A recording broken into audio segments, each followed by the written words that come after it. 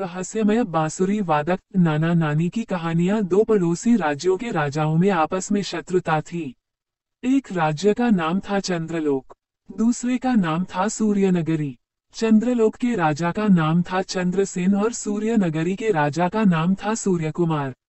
एक बार चंद्रलोक के राजा को सूर्यनगरी के राजा ने बंदी बना लिया।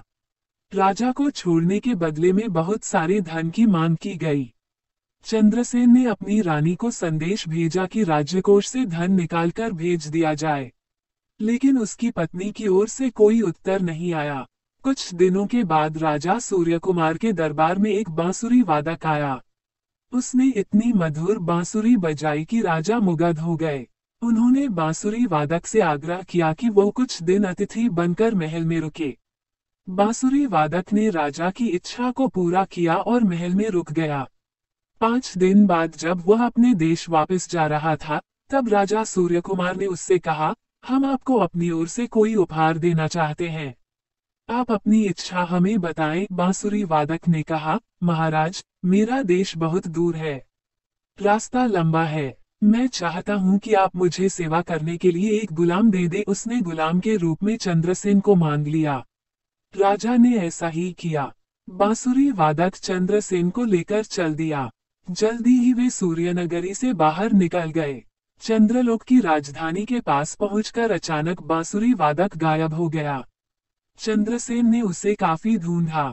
जब कुछ पता नहीं चला तो वे अपनी राजधानी वापस पहुंच गए। महाराज को यूं अचानक वापस पाकर सारे दरबारी अत्यधिक प्रसन्न हो गए। चंद्रसेन भी खुश थे, लेकिन वे अपनी रानी से बहुत नाराज थे। घातक कि वे रानी से नहीं मिलना चाहते। हमारा संदेश मिलने पर भी उन्होंने हमें छुड़ाने के लिए कुछ नहीं किया, यहाँ तक कि हमारे संदेश का कोई भी उत्तर नहीं दिया। जे जौले वे दरबार में यह घोषणा करने ही वाले थे कि वे अपनी रानी से हमेशा के लिए अलग हो रहे हैं, तभी बांसुरी की मधुर आवाज सुनाई दी।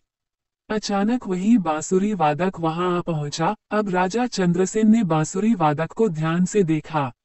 वो और कोई नहीं, स्वयं महारानी थी। महारानी, आप तो आपने हमें छुड़ाया है।